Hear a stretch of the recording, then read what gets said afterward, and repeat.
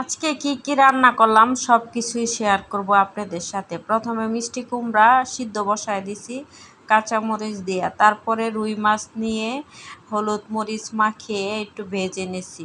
ভেজে নিয়ে একটু নাড়াচাড়া করে উল্টায় পাল্টিয়ে ভেজে নিয়েছি। তারপরে কড়াই বসায় দিয়েছি, ওটার মধ্যে একটু তেল দিয়ে তারপরে পেঁয়াজ দিয়ে নাড়াচাড়া করে হলুদ মরিচ দিয়ে আবার একটু কতক্ষণ নাড়াচাড়া। রান্না মানেই নাড়াচাড়া বেশি করতে হবে, যত নাড়াচাড়া অত স্বাদ। নাড়াচাড়া করে তারপরে কষানোর জন্য যে সবজিগুলো কেটে রেখেছি সেই সবজিগুলো দিয়ে দিলাম। সবজি কেটে রেখেছি টমেটো আর চিচিঙ্গা আর আলু দিয়ে আজকে ঝোল করব, রুই মাছের ঝোল। নাড়াচাড়া দিয়ে কিছুক্ষণ ডেকে দিলাম। ডেকে দেওয়ার পরে আবার কতক্ষণ পরে আবার নাড়াচাড়া দিয়ে তারপরে মাছগুলো দিয়ে দিচ্ছি।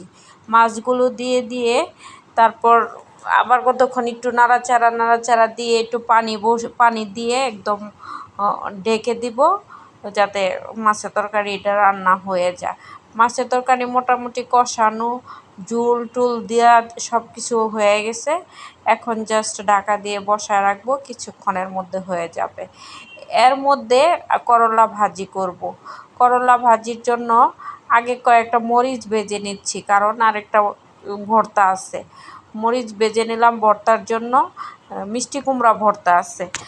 আর সেই কড়াইটার মধ্যেই মরিচ উঠিয়ে কিছু পেঁয়াজ কুচি দিয়ে দিলাম, আর একটু হলুদ দিয়ে দিলাম, দিয়ে স্বাদ মতো লবণ টবণ দিয়ে তারপরে যে করলা ভাজির জন্য এটা রেডি করতেছি। তারপর করলা কুচি করে কাটা আছে সেইগুলো দিয়ে দিব। কুকিং ভিডিও করতে অনেক কষ্ট হয়, তবু অনেক ঝামেলা। সব ভিডিওই কষ্ট আছে, কিন্তু কুকিং ভিডিওটা একটু বেশি কষ্ট। এই যে নাড়াচাড়া করতেছি, তারপরে করলা কতগুলা কেটে রাখছিলাম ওগুলা ঢেলে দিলাম, কারণ এক হাতে মোবাইল ধরে রাখছি আর এক হাতে নাড়াচাড়া করতেছি আর এক হাত দিয়ে কাজ করতেছি, তাই আর কি ভিডিওটা একটু এলোমেলো হচ্ছে, নাড়াচাড়া হচ্ছে। তার মধ্যে দেখলাম যে তরকারিটা কি হইল কি না। তরকারিটারও একটু খবর নিলাম, তরকারি হয়ে গেছে, প্রায় হয়ে গেছে। এর মধ্যে করলা ভাজির মধ্যে আর একটু চোখ দিলাম, দেখলাম কি অবস্থা। এক হাতে কাজ করতে হলে সব জায়গায় চোখ দিতে হয়। আবার করলা ভাজি একটু নাড়াচাড়া দিলাম, নাড়াচাড়া দিয়ে তরকারিটাও ঢেকে দিলাম। ঢেকে দিয়ে তো তরকারিটা হয়ে গেছে, চুলাটা বন্ধ করে দিলাম।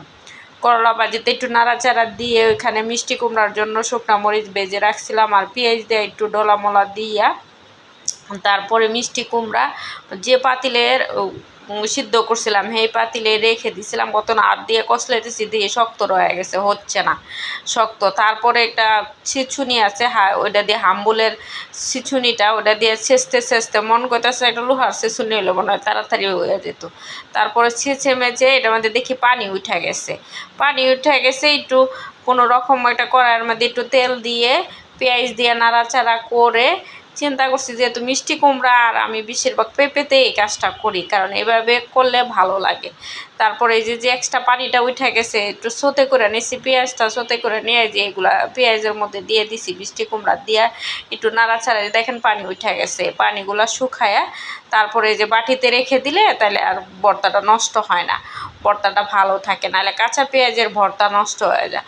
তারপরে এত কিছু করলাম, যেহেতু এখন একটু ভাতটা ডেকোরেশন করে তো খেতে হবে, তাই এক বাটিতে ভাত নিয়ে একটু চেপে চুপে ভাতটা প্লেটের মধ্যে নিয়ে নিলাম। দেখলাম যে একটা সুন্দর হয়ে গেছে। আর এই যে মিষ্টি কুমড়ার ভর্তা, করলা ভাজি, আর যে মাছের ঝোল, রুই মাছের ঝোল নিয়ে সব কিছু নিয়ে একসাথে খেতে বসলাম।